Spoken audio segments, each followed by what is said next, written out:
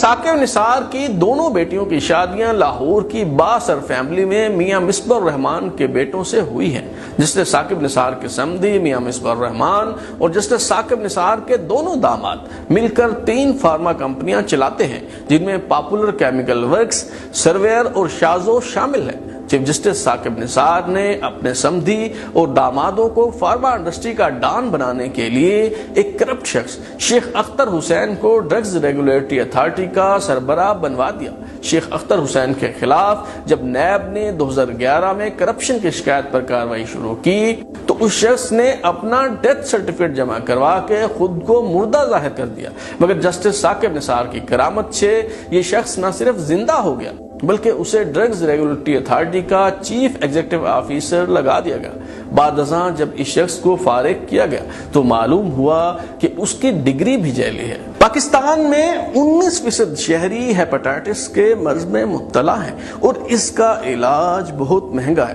امریکی company yield کی tablet سوالڈی جو ہیپاٹائٹس کا علاج سمجھی جاتی ہیں، اس کی 28 گولیوں کی ڈبی درآمد کر کے 5500 روپے کی بیچی جا رہی تھی، اور کئی فارما کمپنیاں یہ ادویات مقامی سطح پر تیار کر کے سوالڈی کی پیکنگ میں بیچ رہی تھی۔ ہیپاٹائٹس کے مریض کو یہ دوائی 6 مہینے تک کھانا پڑتی ہے۔ ماہرین کے مطابق 1 سال میں کم از کم 7 لاکھ مریضوں کو یہ 6 ماہ کا کورس کرنا پڑتا ہے۔ یوں فارما کمپنیاں 231 ارب روپے صرف ایک دوائی سے ہی کما رہی تھیں۔ شہریوں کے حقوق کے لیے آواز اٹھانے والے فارماسسٹ ایسوسی ایشن کے عہدیدار نور محمد مہر نے اس استحصال کے خلاف آواز اٹھائی اور چیف جسٹس ثاقب نثار کے فارما کمپنیوں سے گٹھ جوڑ پر بات کی تو اس کے خلاف 250 جھوٹی FIRs درج کروا دی گئی۔ عثمان نامی ایک نوجوان جس کے والد ہیپاٹائٹس کے مریض تھے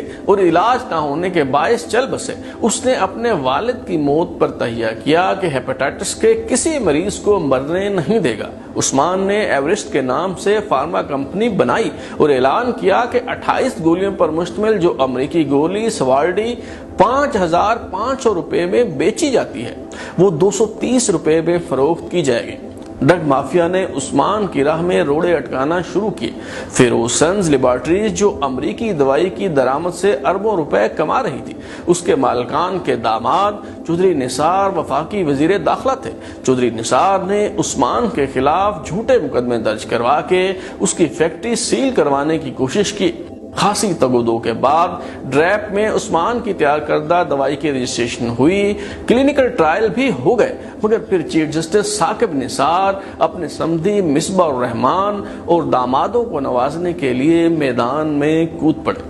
ہیپاٹائٹس کے مریضوں کو سستی ادویات فراہم کرنے کا خواب دیکھنے والے عثمان پر جیلی اور جنسی ادویات تیار کرنے کا الزام لگا کر سپریم کورٹ طلب کر لیا گیا اور صفائی کا موقع دیے بغیر نہایت سنسنی خیز انداز میں عدالت سے گرفتار کروا دیا گیا۔ ان کی گرفتاری کی اصل کہانی کیا ہے اور ڈرامائی انداز میں گرفتار کر کے دراصل کیا مقاصد حاصل کیے گئے، آئیے خود انہی سے معلوم کرتے ہیں۔ سر آپ پہ جو یہ الزام ہے کہ آپ سیکس ادویات بناتے ہیں، کوئی سیکس ایک عام بندے پہ غریب بندے پہ جو مرضی الزام لگا دیں، مجھے جواب دینے کا ہی موقع نہیں دیا گیا۔